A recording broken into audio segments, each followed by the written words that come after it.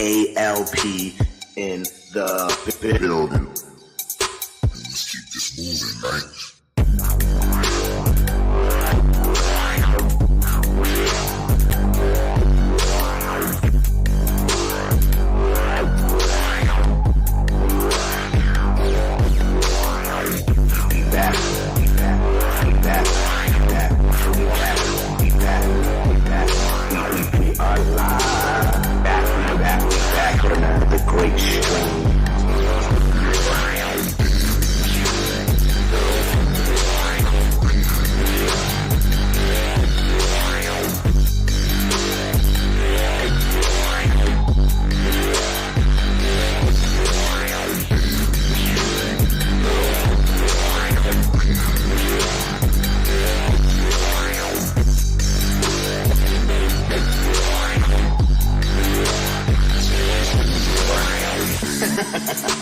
Yes. We've been doing some fire. We've been hitting some fire. Some salt and pepper, some adobo, some sofrito, some oregano.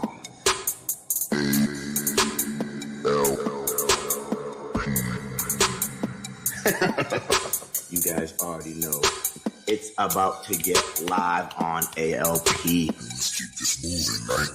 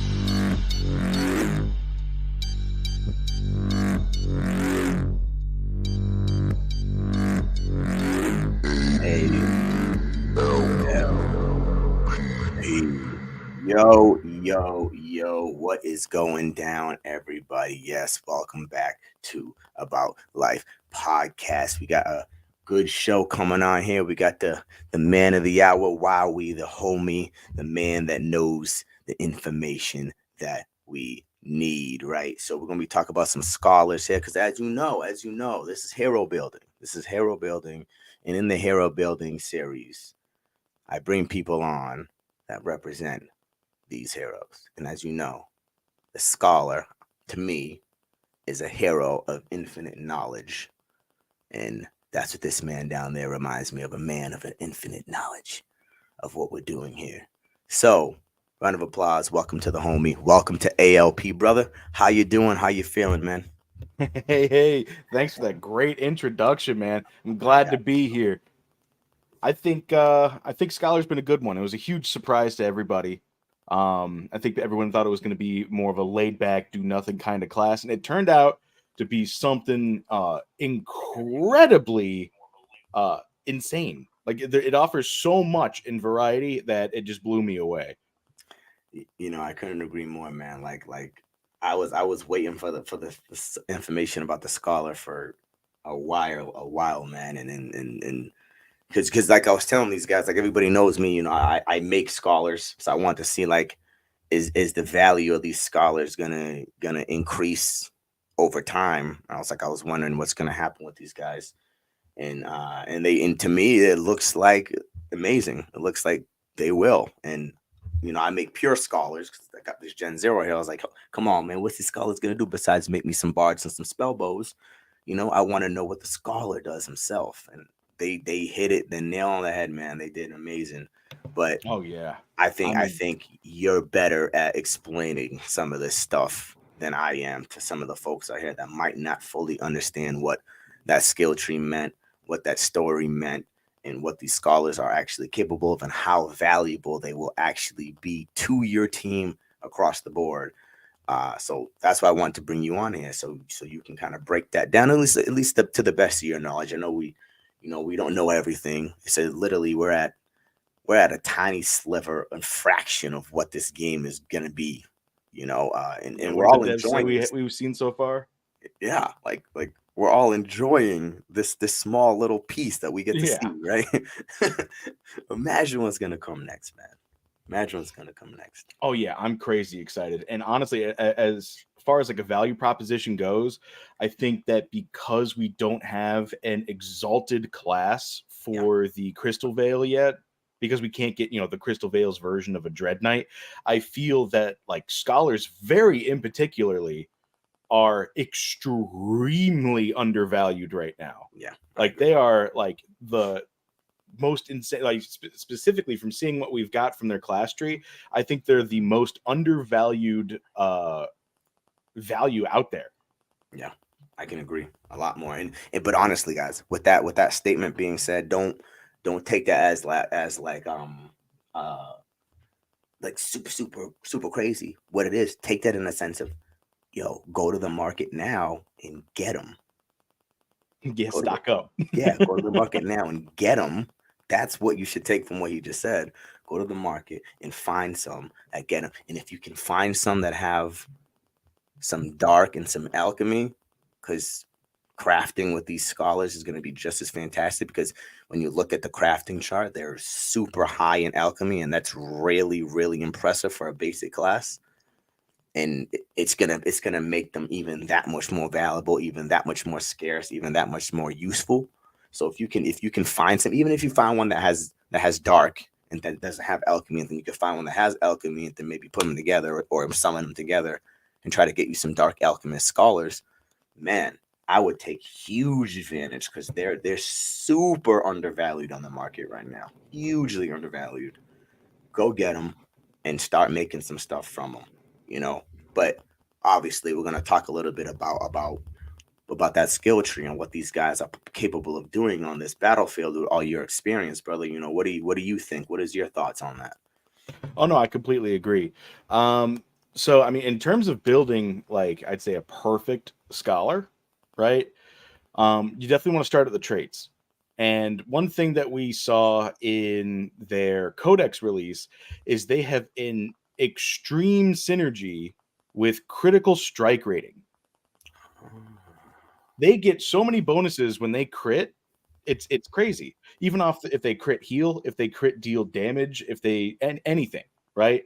Mhm. So running critical strike as an active on any of your scholars is extremely valuable.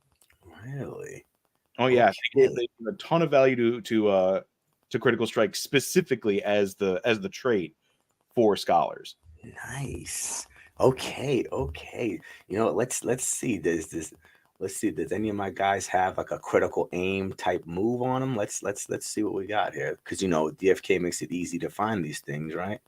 Let's see if I have. Let's see if I have one. Okay, my mythic. Okay, let's see what this guy has. All right, he had like double critical aim, fearless, and Nice. leadership. That's So that's awesome. Like yeah. honestly, I would say that's like 3 for 4 on a perfect scholar. Boom, boom. So there you have it, guys. Get you some critical aim on them, guys. Get some critical aim on here. And I figured leadership was going to be pretty interesting to have on them too, because it could buff the damage of your party. I believe that's what Oh it yeah. does, right? Yeah, You know? so leadership I think is a 5% boost Yeah, to all damage dealt by all of your party members, which is yeah. huge, but Huge. it's only good if you're running 3 leadership across the team. See, I did not know that. That is good to know. That's why you're here, man. Thank you. That's incredible to know right there. You Like guys it's hear that? fantastic, but you got to have the support for it. Yep. Support. And I think that is the key factor that we all need to take away from this show right here that you just said. Support, man. I feel the same way. We focus so much on that frontline hero, but the frontline hero is going to need support. It's going to need a team. Can't do it by himself. Exactly. You know, can't have a dread running the team alone. He has to have a team behind him, or he's going to get demolished, right? So yes. So let's think about that. What do you think? Do you think maybe possibly a scholar could be a good teammate for a dread or Oh, something. absolutely. Yeah, yeah. So the main purpose of the scholar is to make everyone else better at what they do, Look at that. Beautiful. right? It's not So amazing. rather than having just like a dread knight or a paladin or a ninja, you get like 2.5 dread knights worth out of one dread knight's turn thanks to the scholar. Look at that. You heard that be easy. I know you're the dread knight lover. Get you a beautiful scholar to have his back. Get you a dope scholar to have his back. What I was wondering that, man. What is your I know this is not a typical scholar type question, but just in general, what would be like your typical go-to team when it comes to classes? Let's not worry too much about like traits and stuff, but when it comes to classes, what would be like your like go-to like party? That's a really great question and Party party. something I've been trying to ask myself for a long time. Okay, okay. And it's going to be a little bit of a disappointing answer, but I'll tell you exactly why. Um, I usually make up a bunch of different teams in my head. Like I'm Yeah, sure like during my shows, you've heard me say things like, oh, we've got a turn one team, we've got yeah, shuffle comp, we've got the Holy Trinity, right? yeah. And those teams are specifically there to fill a role against what I think is going to be popular at the time. I'm Gotcha. usually trying to combat whatever meta is out there, right? So if you've Yes. got like if we're in a meta right now where everyone's running teams that are as fast as humanly possible and they're trying to get everything out in turn 1 and 2, well, I'm going to build a bulky team. I'm going to make sure I can make it to turn 3 after you've used up all the juice that you got. I can keep Yes. running, right? Yes. Whereas if you're running like say a stall comp, which is super defensive and we're just going to try and willy you down with bleeds and poisons, right? Yep. I'm going to build something that's going to take out your bleed and poison dealer immediately, right? So I'll build a turn 1 team for that. Yep. So in terms of what do I typically go to, it's kind of dependent on what everyone else is going for. Yeah, no, that's actually a great answer. Actually, I know you said that might be a discipline. No, that's actually a very good answer. I'm glad you actually said that because that's how you kind of how you have to kind of play, so to say. You gotta be able to. You can't just have a good strong offense. You gotta have a good defense. Right. So you got to know how to kind of play against. I get it. I get it. That's actually a good answer, and I'm glad you actually said it even more now that I'm thinking about it because my preaching of every class is gonna have their use case in every situation. You know what I mean? So and like Skiller and BEs, specifically when I try to say don't sleep on basic class heroes. So I'm actually glad you said that because a lot of people might just jump on elites right off the grip. I want a goon, spellbow, and sage, and it's like yeah, but they might not be able to defeat every single obstacle put in front of them. Right. You know? Everyone's got a role to play. Yeah, yeah, and I want to stress that highly a lot, which is why I've been kind of doing these little hero building things. It's not the end. Like I'm still gonna bring on everybody again when stuff actually comes out again, and we can go talk about it again. So when a little bit of sliver of PvP comes out, even PvE, I might call upon some of you guys again. Like, hey, wow, what do you think of the scholar now? What do you think Hey, of him now? How are you? that's what I'm How are here you? for. Exactly, and then bring on Grady. Hey Grady, are you using any priests? In your battles, how you think about those guys now? I want to do all that stuff, but so far I've already learned a couple good things from you, man. Scholars need some critical aim and Oh yeah. diversify your entire hero portfolio, and be able to have teams that can combat certain objectives. Oh yeah. Be prepared. Yeah, be prepared. I like that. I like that. Yep. Play But intelligently, think ahead. but what about you, man? You got any good scholars in your set right now? Or you still working on that? In my set, I don't know. I'm going the route of the potato army. Yeah, which Let's is see. good. Do I It's got good. any good scholars? Let's see if I got any good. I know I pulled a mythic one not too long ago. Oh, nice, I think it was like my nice. second mythic ever. Really Yeah, it was a nice. scholar Well, archer. that's awesome. That's pretty close to mine. I got mine's as the scholar warrior. I think it is. I think that's my mythic scholar warrior. But I do got some summons as well, guys. That we're gonna try to make a couple of different scholars. So I got while we're looking at this stuff, I want to pass hers on. So I know this isn't necessarily a scholar summon, but I will be dark summoning her possibly with another scholar after I pass these traits on to a ninja. So we'll work on that one after live with you guys. Maybe we could work together and find her a pair, people. Right, find her a pair. But I do have this one that's going for a scholar here. So I'm trying to get some rarity. Oh no, actually I already got it. Okay, I already got the dark summon. Okay, my bad. I didn't know I had that, guys. Okay, we already got it. I'm already miles ahead of myself. Look at that.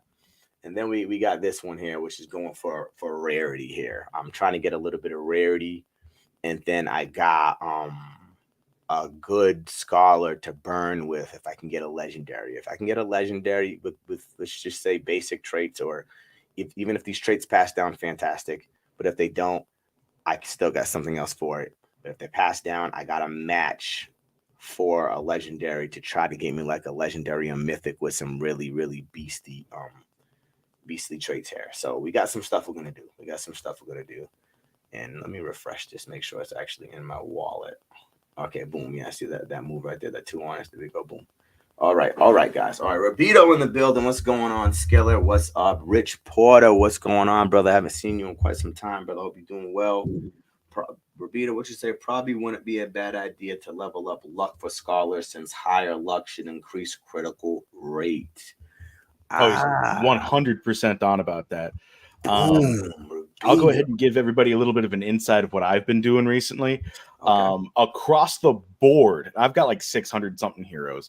Across the board, every single one of my heroes, the guaranteed boost I'm giving them is in luck.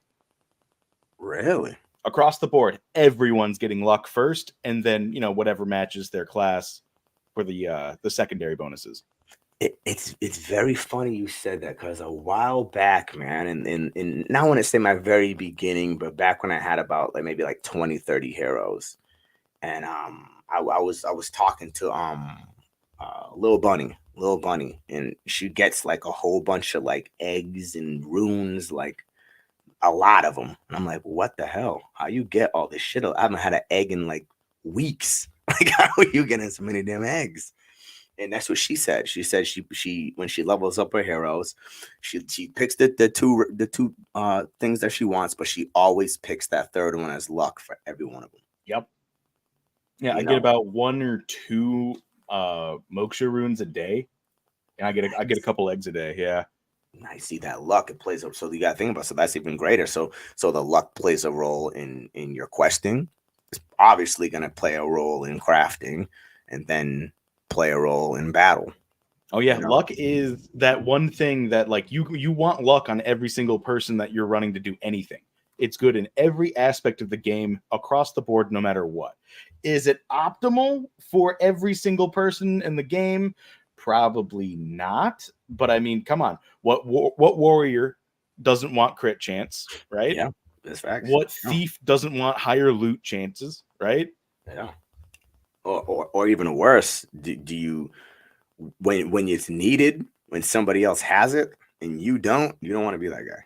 Right. You don't want to be the guy. No, 100% true. You don't want to be the guy that doesn't have that luck, and then this guy, you're on that last move, or not even. Let's say you have 2 heroes and he has 1, and his luck just played a role to get that critical strike and take out your frontliner, and you got that mid, I don't know, let's say your worst hero in your party is that mid guy, and that's all you got left. And you could have kept him alive with some luck, man. Could have kept him alive with some luck. You don't want to be that guy, man. Level up with luck. I do the same thing. I don't do it with every single level up, but I probably should. Now that you brought that to mind, I probably should. It'd definitely be useful. I do have a couple of heroes that have some beast luck. I'm not gonna lie. I have a couple of ninjas that got it. I actually got a bizarre one, a shapeshifter that his best trait is luck, which was really bizarre. That's gonna be super important for shapeshifters. Yeah, I think they're gonna have how every single class has 3 skill trees. Yep. I think they're gonna have an entire skill tree based solely on luck. Oh, I wouldn't even doubt it. I think I have it in here. No, not this wallet. Okay, not this one. But I have one that has really beastly luck. Like it's literally, I think it's like 25, and I think he's like level like 7 or something. Like it's pretty sick. It's pretty sick to Nice. have it. But yeah, so luck, people, luck, nice luck. Rabito, you hit that on the money. Stycks Intern in the building. That is what is good. Crypto Jeweler Guild in the building. What's going on, What's brother? up? Yes, yes. How's everybody doing, man? I hope everybody's doing great. Hope everybody's having a good time. What's going on? Is this yours? Yes, that is mine. My daughter's over there watching my show. No, that's Mythic Squad. That's my guild. Mythic Squad, my daughter is watching your shorts on YouTube. Shout out to Mythic Squad. People Mythic are vibes, finding you. baby. Mythic vibes. They're finding you on the YouTube. Oh, yes, that is what's going down. Let me buy a stone. You know what? Now that you said that, I'm going to buy some luck stones. Because I was looking up shorts and then I found this. I'm like, oh, I'm gonna watch this. Yes. Well, I'm glad you found it. Yeah, that's the game. That's doing some summons right there. That's the Mythic Ninja that I think Starbuck hit. Starbuck hit a Mythic Ninja the other day. I think that was Starbuck. Ooh. Yeah, it's purple and shiny. We're gonna get some luck stones because of Wowee. This is all because of you, Wowee. I just gotta say that's exactly how I'm running everything, and I have been for a while. Hey, I give you a thumbs up because he only had 6. Ooh. Oh, Starbuck. Okay, Yeah, got so you. give Give him a me- luck. All right, baby. Let me finish what I'm doing here. Let me finish Okay. what I'm doing. All right. Yeah, I got her after school, hanging out with my daughter, showing her a little. After stream, we're gonna hang out a little bit, and then Nice. I'll bring her to her mom's, and then I'll be over here creating more stuff. That's what we do. Kong, what's going on? What's going on? Yes, I've been grinding big time, homie. I ain't stopping. But I'm buying some luck stones because Wowee has convinced me that luck is going to be extremely valuable. So, so I am going to start focusing on luck heavily. Heavily. Yeah, I mean, because you got to remember, like a lot of the offensive and defensive stat padding is going to be done with gear we're going to get from loot drops and crafting. Yeah. So you might want to pad what you can right now that most likely won't be given to you from gear, which is all luck. Yeah. That's very, very smart. Very true. Look at that. That's why I love doing what I do, man. I get to learn from you guys, man. All you guys that come in here be teaching me stuff, man. And everybody wonders, hey Shane, how did you move up in this game so quick? I moved up in this game so quick because I listen to everybody else. People be having some really good insight and good information, but like I said, the scholar of DFK is here, man. Ask some questions. Ask some Yeah. questions. People are usually like, okay, so how do I get good? I'm like, I don't know. Don't ask me. Don't ask me. Just it's like too much of a general question. But as soon as I get like prompted on a specific, like I could talk about it all day. Well, I think that the best idea is you really gotta talk to the community, because everyone in the community has different forms of insight that can be useful for you. True. So that's how I would tell somebody. If somebody came in, hey, how can I get good at this game? I would tell them, start talking to everyone in the community. Get active in the Discord. Mm-hmm. Get active on X. I'm saying X, guys, because I'm not going to be part of the 69% of America that still says Twitter. All right, I'm not doing it. It's X. All right. So get active on X. And hey, start streaming. I'm not streaming just for myself. I'm streaming so I can freaking meet new people. And really get active with different type of communities and stuff like that. I like talking to people. I like meeting people. You know what I mean? Like I haven't even got to have like a one-on-one conversation with you like this, at least. So this is the start of something great. You know what I mean? Hell yeah, man. I mean, it's a great. It's probably one of the best communities I've ever been a part of. Because there's so many, right? Like I tell people all the time, just like how do you know this stuff? Like how can you predict what's going to happen so accurately? And I tell them, it's just like, I'm a nerd, bro. Like for the better part of my life, I've been playing video games the entire time. You and me both, bro. Yeah, if I played video games 8 hours a day since I was 10 years old, I'd have over 70,000 hours in video gaming, like just just on my record, right? Which I can tell you right now is a low ball. I've played way more than 8 hours a day. You're not lying, bro. I've been playing games literally my whole life too. This is the thing. This is why I like this. I mean, I'm in Web3 gaming and blockchain gaming. This because like I finally have the opportunity to possibly make some money doing what I like to do. Yup. You know what I mean? Finally, I get an opportunity. Play to earn just resonates so well with people like us. It's like I'm playing anyway. Remember you know how many hours I spent on Final Fantasy VII? Oh my you know God. how many hours I've spent on countless game titles, and I'm not trying to be mean to my damn self, but I wasn't able to generate money from all that. Mm-hmm. But we generated something just as useful: knowledge. Right. Knowledge, and now that's going to come into play years later with stuff like this. Yeah, absolutely. And I mean, knowledge of the systems and processes within, because when you get to a high level of play, like you start to break down everything involved in the game, right? Like I not to toot my own horn, but I used to play a game, Overwatch. It's Overwatch 2 now. Overwatch, yep.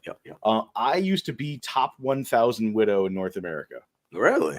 Oh yeah, I was top 1,000, and the amount of I was on my way to top 500, but I fell off the wagon and I left the game for quite some time. Came back and got a new mouse. Couldn't hit my shots anymore. I was like, all right, I'm done.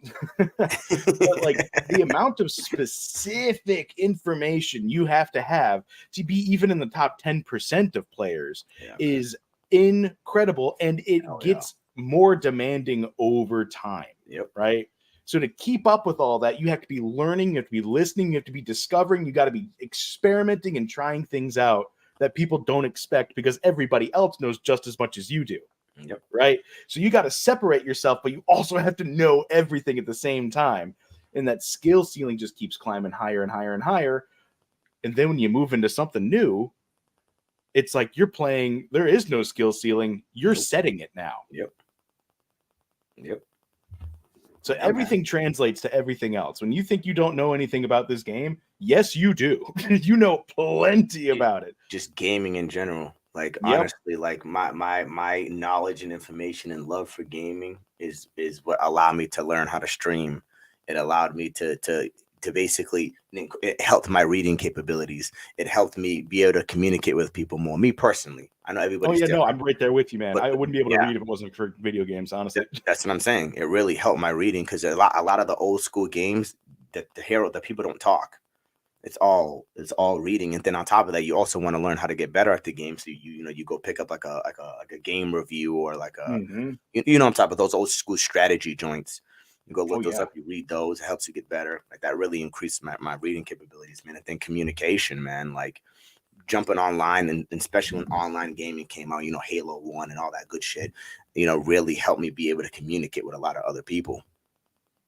Got me real comfortable, with communicating with people, which now guys, look at me now. Now I'm able to just, being naturally, as you guys say, gifted at just hanging out and talking to people. You know what I mean? Thank the gaming for that, man. Thank the gaming community for that. Because without the gaming community, I probably wouldn't even be nowhere near what I am now. You know what I mean? At least in my perspective, But yeah, I've been playing games for a hot minute, man. I remember playing MK on Nintendo and the old school Ninja Turtles when you get to go under the swords in Nintendo.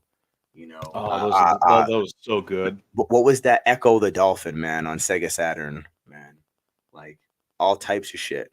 You know what I mean? Man, the old WrestleMania with the black cartridge in Nintendo 64. You know what I mean? Like, man, I've come a long way in games, man. A long way. That was the best too. And honestly, old school gaming was not tailored to like, oh, let's tell a good story and have everyone get to the end and that's the entertainment value. It's like, no, it's trial by fire. You're gonna get the crap beat out of you over and over and over and over and over again until you just get good enough to do it. Yep. Like, dude, I don't know if anybody in the audience remembers the weapons in Final Fantasy VII, man. They have the ruby weapon and the emerald weapon. Oh yeah. Man, I fought those guys like a million times, man. Like, easily. Easily I a have a million feeling that we're times. going to be bringing some hardcore grinding back with how this game's going to be playing out as well. Oh yes, man. Like I'm excited just to see like where this is gonna go. Like we were talking about before this, where this is gonna go years from now. And I want everybody to really, really stress that a lot. This is going to be a long, great, amazing, fantastic process. You're here right now. What it's going to become later is unimaginable. And the moves that the teams is making, like they got on the next crypto gym, like I think that's fantastic. Even if they don't win, it doesn't matter. They got in the audience, and they got people that got the audience now to kind of see the game in a new light. Now that's gonna bring in people. Maybe not even now. A lot of people might not even see that show till a year from now. We don't know. We don't know. But I have a good example. Like if you go back in the beginning of my streaming, man, like I have videos when I was streaming like 3 times a day, and I was streaming every day for like 3 months, and those videos are getting like 10, 15 views. But you look back at them now, they're finally touching the hundreds a year later. You know, a year later, now they're starting to get some views and stuff now. Because sometimes Yep. that's how it works, right? Sometimes how it works. It's So a cascading event. yes, stick around. Stick around, play. This guy got golden wings here. I don't know how the hell that happened. It's pretty sweet. It is fantastic. It's literally the color of this guy's hair. His hair translated into wings. Look at that. That's crazy. His gold hair turned into wings. What? I know that's not how it happened, guys. Okay, that's not what happened. I'm just saying.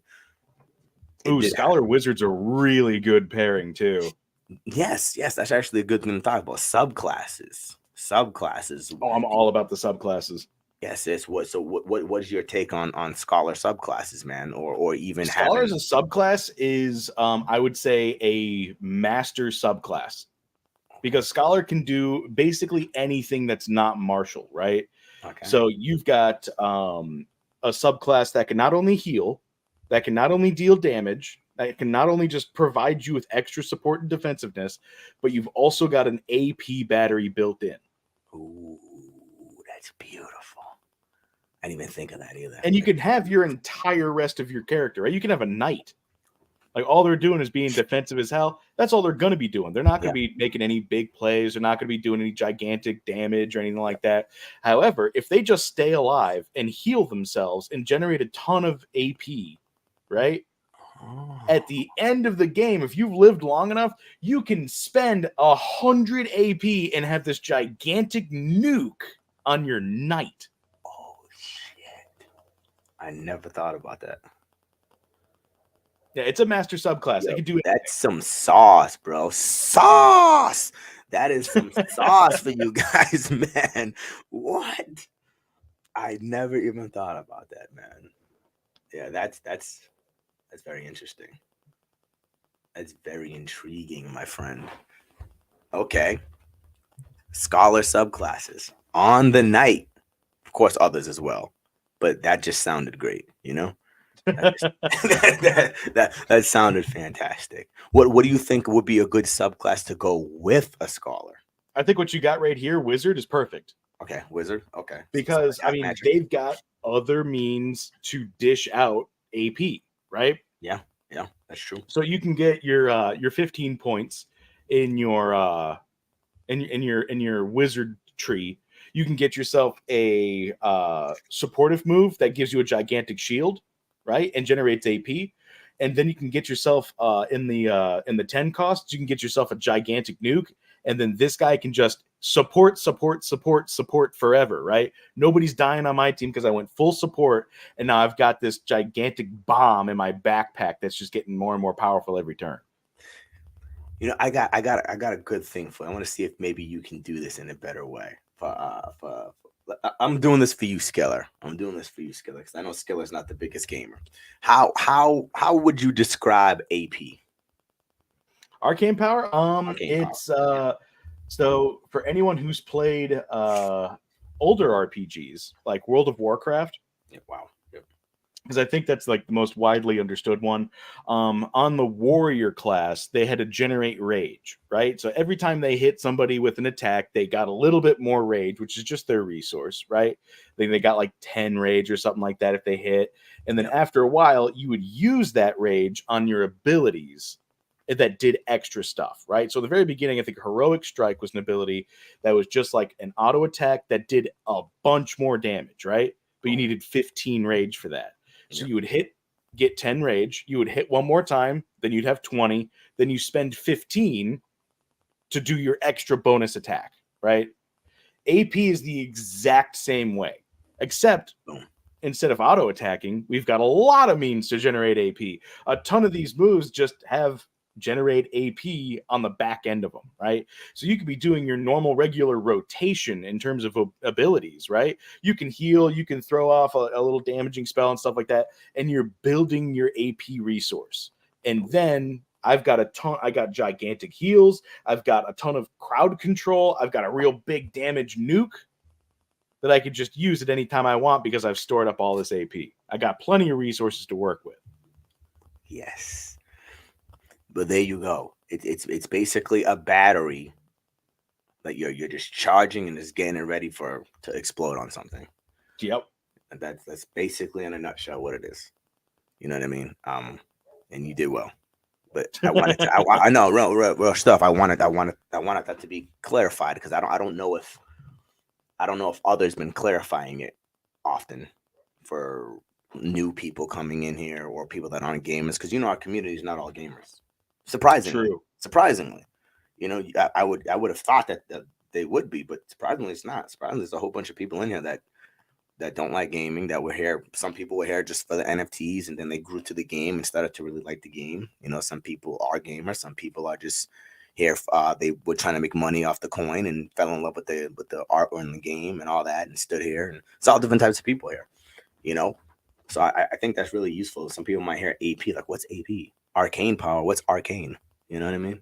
You know what I mean? Yeah, you're completely right. Stuff. Yeah, some people don't know these things, and that's completely fine. That's why you got guys like us. Oh, Tone in the building. What's going on, Tone? Tone, the homie in the building. Yo, we got Beeve, Mega. What's going on? What's going on? Who else we got up in here? Kong is in here. What's going on? Okay, guys coming through. What's up? What's up? What's up?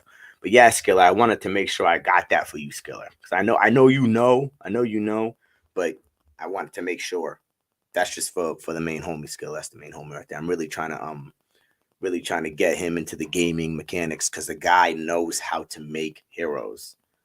Skiller is incredible at making heroes, but I don't think he truly understands the beauty of what he's creating sometimes. Sometimes he'll create something and I'm just like, bro, that's freaking dope. He's like, well, I gotta throw it in the pit. I'm like, no. Oh my God. I can't bring myself to dark summon, man. Like, I dark summon. You got to dark summon now. I can't bring myself to do it. I was just like, I gotta get rid of my guys. Like, these are my guys. I love my guys. Yeah, you have to really be like in a certain mindset for certain things. Like I do it for rarity sometimes.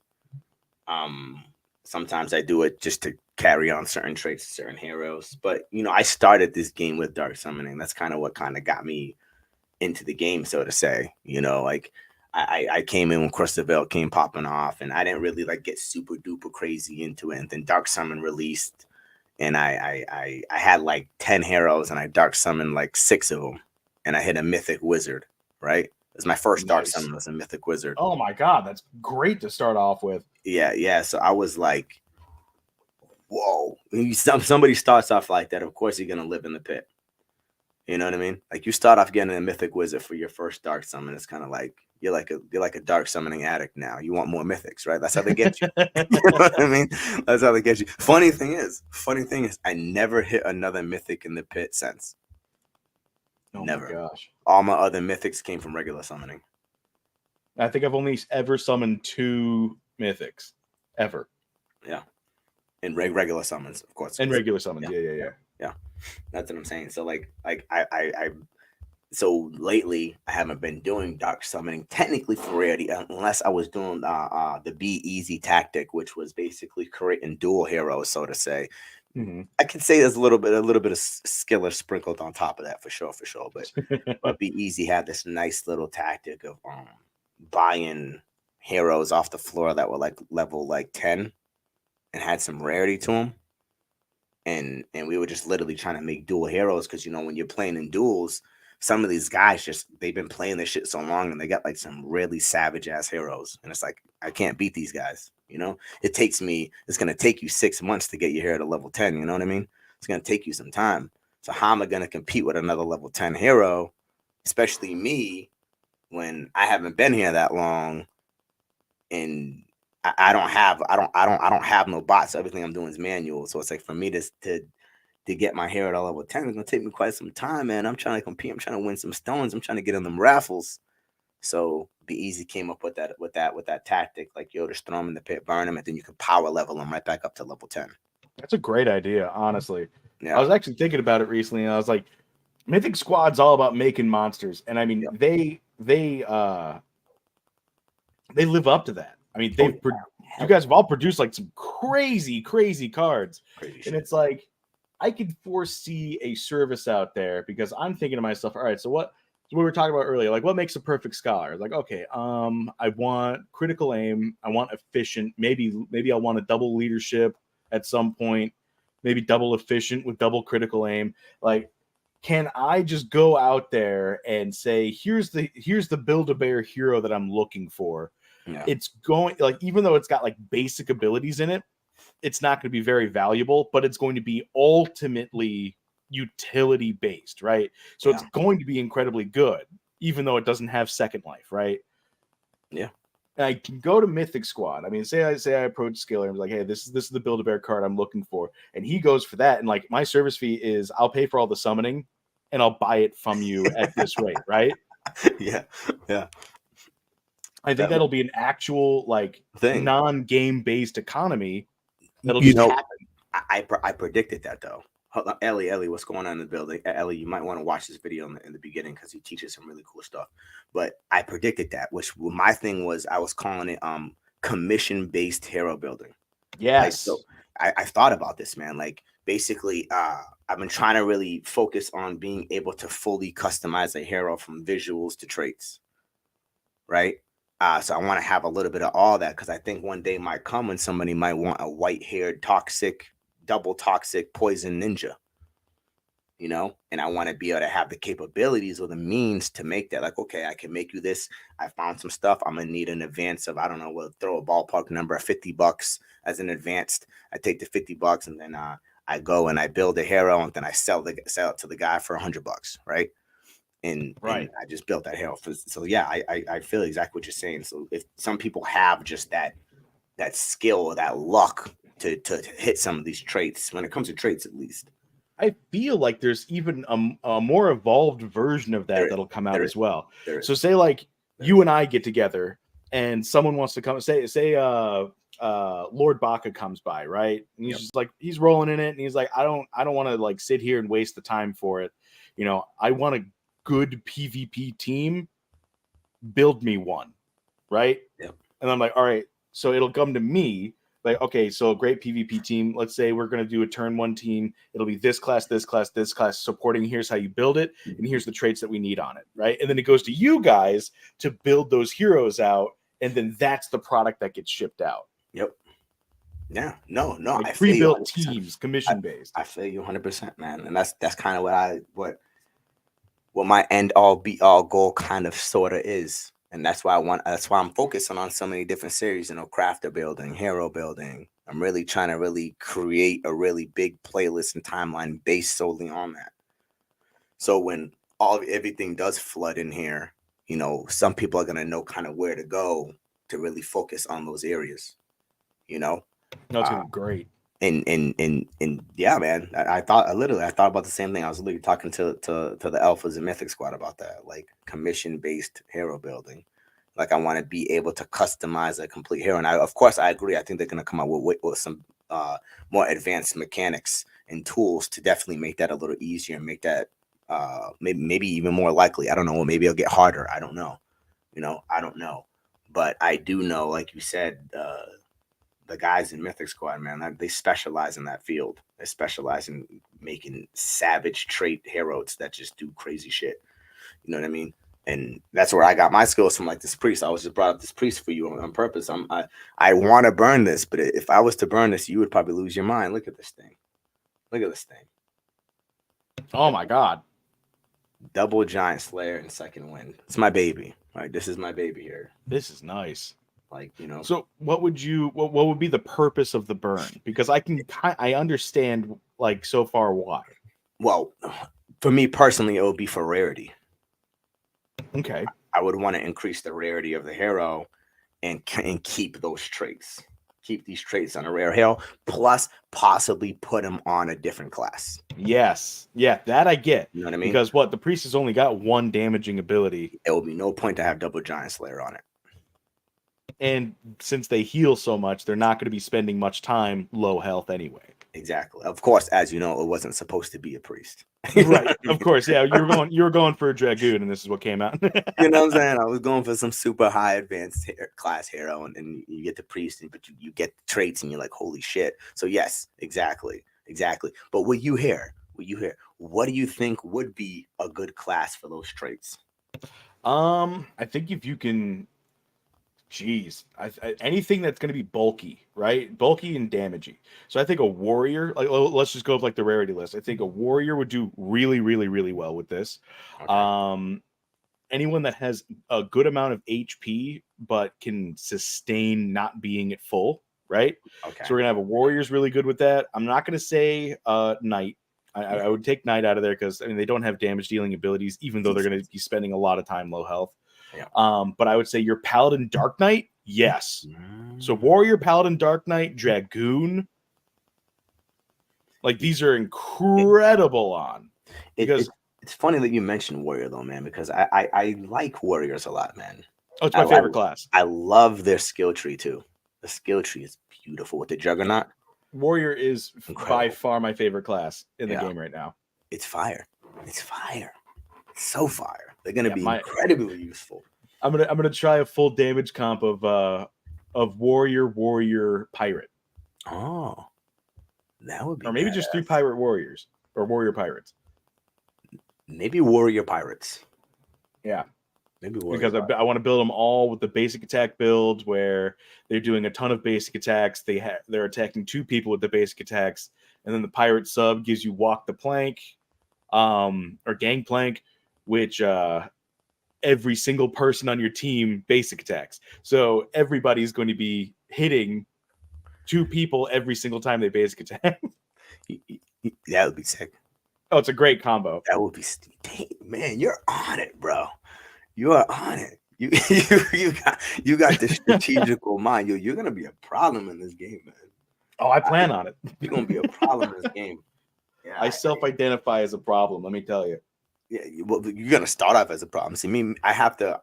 I'm the player that I'm the player in Elden Ring that dies like 50 times before he understands exactly how to play. You know what I mean? I have to go through the pain and suffering. Oh yeah. I go through the pain and suffering, and it like forces me to get really good. You know? So yeah. I'm trying to change that tactic. Don't even get me started on Elden Ring, man. All right. So in terms of video games, especially adventure games like that, like hard ones, like they're my favorite, and I always accidentally gimp myself like all the time. Yeah. Like The Legend of Zelda, right? It was one of my favorite games. My absolute my heart and soul into Ocarina of Time, right? I played that game where you know how you unlock magic and then you have to like get more of your magic meter so you can take the final boss on. Yep. I did that without ever increasing my magic meter. So in the very end of the game, I had 1 shot and then I had to go find something else to replenish that. Oh shit. Yeah. I like inadvertently put myself on extreme hard mode. You play like me, man. That's how I do shit. You don't learn until it's too late. You know what I mean? Yeah, it's far too late to do anything about it. I'm already here at the boss. I do play just like that's how I play. Yeah, and I did Elden Ring the exact same way. I got all the way to the last boss. I was dual wielding like 2 of the weapons you can get at the very beginning of the game. Yep. I had a ton in like arcane, which had nothing to do with my build at all. Nothing. Like I was a mess of a character, and I managed to beat the final boss, and it was just like, yep, it's so rewarding. I chose prisoner. I chose prisoner and didn't realize that that's not the easiest thing to use. Yeah, accidentally hard mode. But yeah, exactly, accidentally hard mode. I choose things for the stupidest reason. Like I just like that little helmet he started off with. Yep. That's kind of cool. Yeah, little one eye poking out. That's kind of cool. It's kind of badass. Man, Yeah, that I is love not a good reason to choose the class you want to be. Some would You're say it's gonna the go best reason to choose. Oh, yo, me, us. Would you have been as good as you are at the game if you didn't? That's how I think about it. Not at all. Hell no. That's what gets you good. Yep. It's the struggle, man. It's the pain. It's the losing. You got to lose 1,000 times to be on top. You have to. But with this, I want to ask you this because I've been collecting Spellbow subs for a reason. Because like we talked about before, there's no exalted hero for the Crystal Veil, right? So I was like, okay, you know what? I know this Spellbow sub is going to be able to merge with something else and create that exalted subclass, which could be useful for some heroes. So I've been collecting them. So Spellbow, I know we don't know much about the Spellbow. It's not really. I don't know if you do. Do you have any insight on Spellbows? I've got a lot of theories. Okay. I've got a lot of theories on how Spellbows are going to work. I feel like they're going to be similar to archers and wizards, right? Obviously, right? They're going to be a mix between the two, which to me tells me it's going to be an AP class for sure. Yep. They're going to be an AP class. They're going to have a lot of stuff revolving around dex and intelligence. Yep. Which tells me that they're most likely they're going to be dealing either hybrid damage, so physical damage one turn, magical damage the next turn. So they're going to be extremely accurate, right? They're going to be big damage nuking, and they're probably going to be providing like a ton of, I wouldn't say party-wide support, but a ton of self-utility, right?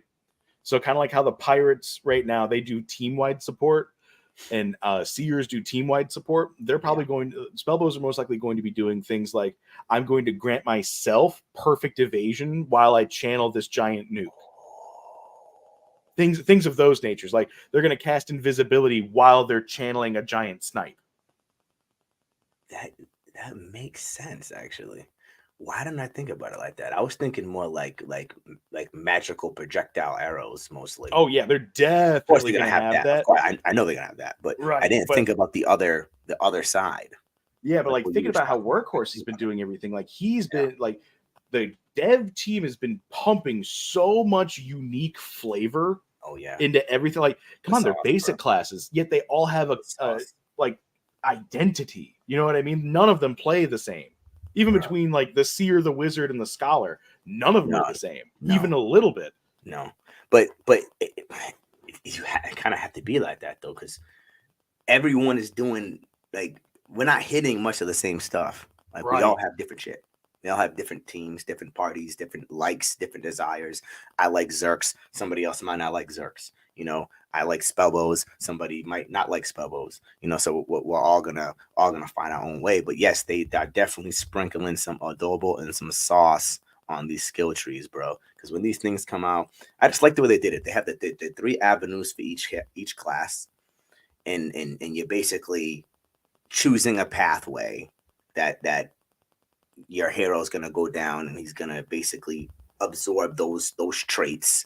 Yeah, and well, those skills, I should say, those skills, and that's what he's gonna be predominantly focused on. So it's kind of cool. So if you have like six Zerks, you can basically build all of them differently. Yeah, you could. And that's what's so dope. And I was telling a couple of people about that, and that's the reason why in the beginning I was saying I level up my heroes kind of differently, because I got one Zerk that I'm focusing on strength. I got one that I'm focusing on vitality. I got one that I'm focusing on endurance. One of them I'm focusing on all 3. One I'm sprinkling a little bit of luck in there. One I'm sprinkling some dex so he don't miss as often. You know what I'm saying? Yeah. And that's how I'm kind of moving around with my portfolio when it comes to leveling up my heroes. I kind of I want to have a diverse set. You know what I mean? Like this Zerk Spellbow. Who the hell has a Berserker Spellbow? I don't think many people. Honestly, I really like having the Spellbow subs specifically for when we get our exalted class. Yeah, like the value of these things, even though they're high right now, they're going to be 10 times what they are right now when that comes out. They're gonna be wicked. They're gonna be wicked, and that's why I'm trying to get them with summons. Man, that Trying to get spell them is so cool. Oh yes, that's one of my babies It's right not there. even dark summoned. Oh my god. Nope. Because remember, my Gen Zero makes those scholars. So I'm able to produce barbs. So all I have to do is find shapeshifter. So right now I got a legendary shapeshifter waiting on the side with 5 summons. So now I'm waiting for that next rare or legendary bar to pump out of my Gen Zero. Oh, that's gonna be great. And then boom, mythic spellbow. I gotta get in the Gen Zero game for sure. You should. You don't got none? You don't got a Gen Zero? No, I've been working real hard. I don't have any Gen Zeros. Yeah, you should, man. You should, because well, I want another one, but I'm glad I'm kind of lined up with Starbuck. Me and him are like teamed up on it, and we got like a really good pair. So basically, we have 3 mutations with our Gen Zero. Nice, right? So it's like basically perfect. Really hard to find that. Mine's is legendary. His is rare. So we produce a lot of good stuff.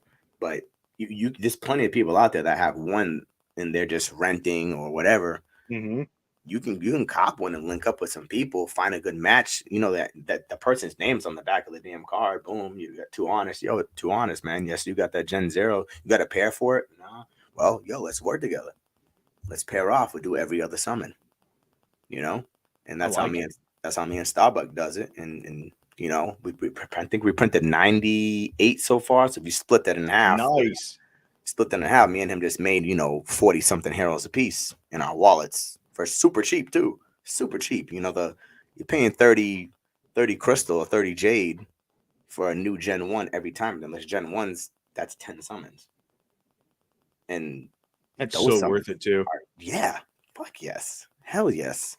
You can get a Gen Zero. I would definitely recommend getting one, especially where this game's gonna go. Like, I would say, why not? You're basically in control of the population, so to say.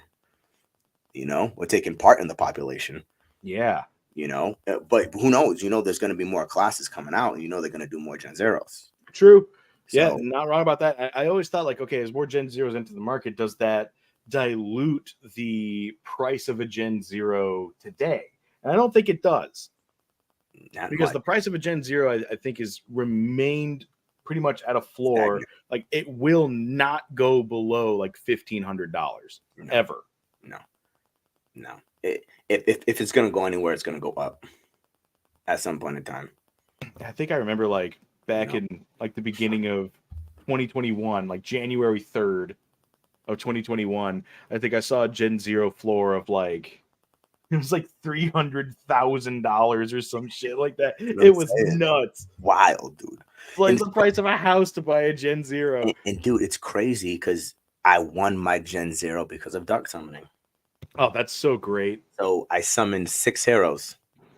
I dark summoned 6 heroes and won a Gen Zero from it. Yep, I love that. Love that like so much. The luck of the gods was on my side, man. Like, God was on my side. I gotta tell you, when it comes to raffles, man, I have zero luck. I have never once in my entire life won a raffle at anything. All the Tilt Proof Tuesdays, man, I've been here since December of 2021.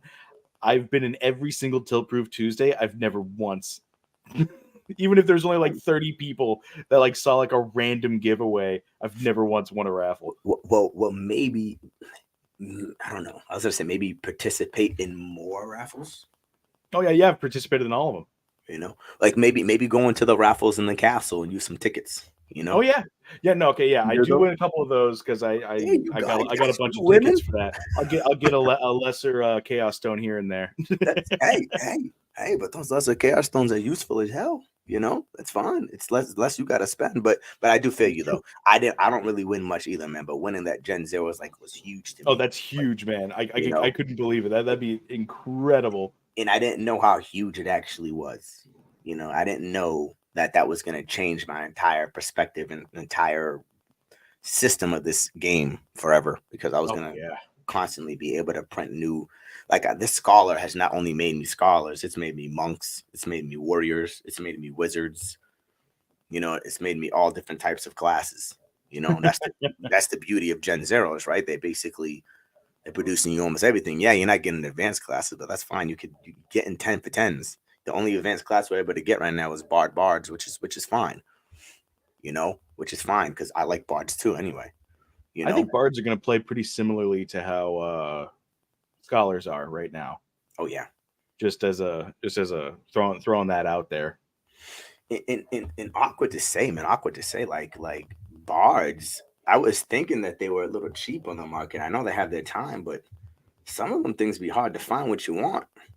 Like I think I was looking for like a bard spellbow or something like that. I mean, no, a bard shapeshifter, and there was literally only one on the entire market, and I had to buy it.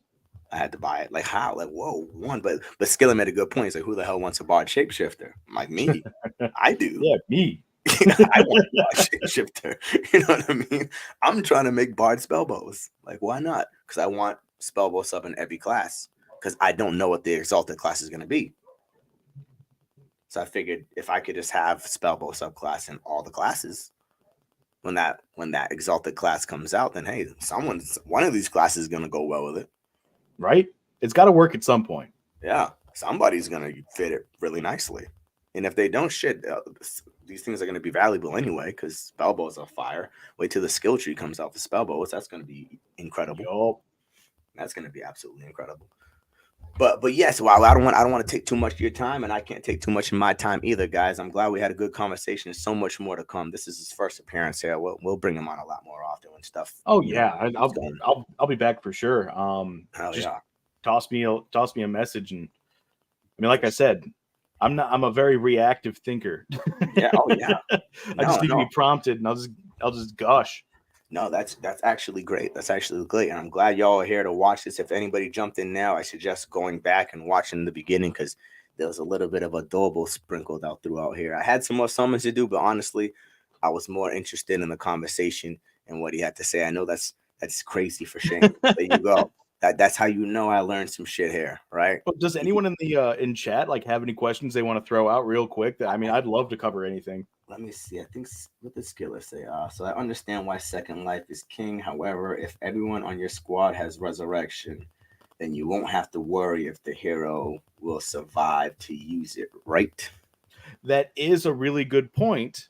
But in terms of action economy, that completely and utterly gimps your team for an entire round and a half. And I say that because, okay, so say your one of your 3 dies, right? So now you have 2 on your team. And now that one on your team has to use its turn to cast resurrection to bring you back up to 3 for 3. Yep. And that one you just brought back is exhausted for the next round. So really you only have one person acting at a time towards winning on that round. Yeah, so that's gonna be meanwhile me with my quadruple critical aims are just gonna take out whatever guy isn't doing anything right now. Smashing. You're gonna bring him back to life so he can die again. Yeah. In no way am I saying resurrection is a bad move. I'm just saying resurrection is counterable. It has its weaknesses. It's built because it's not completely overpowered. The value you get out of it is huge. It can save you from losing the game for sure. But if what you're looking at is one round of I don't do anything and I go back to 3 for 3, I don't know if that's worth it. You know what I'm saying? I was thinking, you know how the priest has that 15, I think it's 10. Is it 10 level 10 skill or 15 skill? I don't remember which one it was. That's basically very similar to resurrection. Do you know what I'm talking about? Oh, on the priest? Yeah. Yeah, it was I think it's a 10 cost skill, actually. Yeah, the 10 cost skill. Yes. Yeah.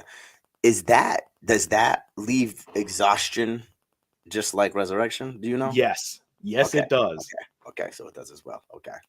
Okay, so I was gonna say maybe that would be a little different. And it most likely brings them back at a lower percentage. It's probably going to be like resurrect target hero with like 20% of its max HP, right? Okay. And if it comes back, you used a turn to bring that guy back, and if I take out 20% of its XP in one move or HP in one move, is that really a bonus for you? It's like a Phoenix down against Emerald Weapon, right? You don't want to use that. No, you need to have the Phoenix that comes alive and brings you back with full health. That's what you need. You need the Phoenix. Exactly right. You guys don't know what I'm talking about. Go old school. Go play some Final Fantasy VII, man. They have the Phoenix when you die. I don't know if anybody ever used it. You have final attack. You equip final attack to Phoenix. in your materia slots. So when you die with that final attack, he gets back up. He does his final attack, which is Phoenix, and it brings your party back to life with full health. Right? That was just a little strategy, a little sauce for y'all. If anybody out there playing Final Fantasy VII, I don't know who is, but anybody out there still playing it, got a little bit of sauce for you. Hey, I think they got the second half of the remastered version coming out soon. Yes. It's worth a play. Like, wow, wait. Yes. I'm glad they did it though. I'm glad they deserved it. They did. Oh yes, we all deserved it. We all deserved it too, man. Man, the hours I put into that game, the time I put into that game, finding the right chocobo to cross the ocean to get Knights of the Round Table. You know how hard that shit was? You know how many chocobo races I had to do? But how much fun was it? Man, it was a blast. I only wanted to do the chocobo racing. It was a blast, bro. Them things were amazing. Things were amazing, man. Yep. I used to love that shit. On Resurrection, I do have one more note to say. Resurrection is best placed on heroes that aren't gonna do much else that turn. Okay. So when you have something like a knight, where you can build a knight almost completely passively, right? So every single ability they have is passive, and you're most likely just going to be doing like a buff or a basic attack every round, right? Resurrection is incredibly useful on that character because they're already going to be doing nothing on their turn. True. So if they can bring back somebody while they're already not doing much on their turn, they're still doing their job. They're in the front. They're soaking the damage, right? Yep. If they can bring somebody back with that turn instead, that's gigantic value. That is true. That is true. Which I don't think nobody would even think of even doing that. Ellie says so. Like you want someone to be a healer, solo in your deck, a healer / res solo in your deck. So you want that on your priest for sure, because that's just like pure heal. That's pure support. You get a built-in resurrect, right? Yep. You can also get that with a priest subclass, to Bogside's point for sure. Like you could honestly run full healing support with a priest subclass. But for the most part, it's what I like to call a mental deterrent versus a mental taunt, right? So a mental taunt is that character has a high value ability that I don't want them to use on the enemy team. If I can get rid of them, I'm now cutting the support to their team and it doesn't work anymore. So if I get rid of your Resurrection Priest, which, I mean, it's not supposed to have a lot of armor, it doesn't have many defenses. Pick him up for Archer. Right, you can snipe him right out of the sky, and now you don't have a resurrect. Now you don't have HP. Now you can't last as long. Heal, and it's just shit. Right, and now I can just whittle you down over time because, I mean, all I got to do if you got to tank a healer and a DPS, all I got to worry about is getting rid of that resurrect and getting rid of that DPS, and that's it. I only have to kill 2 people. Yeah, chopping into pieces, and some of those people you could pick them off real easy. Have a nice beastly archer, and don't sleep on your archers, guys. Oh yeah, no, archers are going to be super important. Do not sleep on them damn archers. And thank you, Ellie. I appreciate you. Yeah, I try to bring some good people on here and talk some good stuff, you know. But yeah, don't sleep on your archers. Don't sleep on your spell bows. Don't sleep on ranged heroes at all. You know, because range is going to be useful as hell in certain situations. You know what I mean? But does anybody else have any questions though before we get out of here? She said, I made me think of D&D online, so I'm trying to compare. That is a good thing to do. Try to compare to some other games that you played in the past and try to grasp whatever information you can that has at least a tad bit of similarities. That is a good way to do it. That's kind of how we all of us gamers actually work, right? We model what we played previously and we bring it into what we're doing now, the best of our abilities, and we transmute it into what's new, right? So yes, that is definitely something. I honestly couldn't have said that better myself. Exactly. That's just what we do. So Ellie, that is a good way of thinking. Keep doing that. And specifically Dungeons and Dragons. Like perfect. Literally, yep. I've been a dungeon master for the last 7 years. There you go. Boom. And a lot of my thinking ahead comes from what kind of encounters am I going to be giving my players today before it even happens, right? Yep. Ellie, I didn't even know you even played that, Ellie. That's fantastic that you even played that. Is that kind of how you? We'll talk later about that. I'm bringing her on tomorrow. Anyway. Very interesting. I didn't know she played that. That's fantastic. But all right, guys. I can't keep this guy too long. I can't keep myself too long. You know, I gotta bring this little monster home. So I love you guys. It's ALP forever. Old boy Wowee in the building. He'll be coming on a lot more to talk about some hero buildings. I know you guys want some more information. Hell yes, and yes, Ellie, follow Wowee. Good stuff. I'm glad you did. All his information, his Twitch, his YouTube, his Twitter, all that's in the bio of the video. So make sure you guys go on that, show a boy some love. We all can use a little bit of love, you know what I'm saying? So show a boy some love, and peace out. Love you guys. Have a good one, everybody. Say something, baby. Goodbye. Bye. All right. Wow, we appreciate you, brother. Absolutely. Anytime. Have a nice day.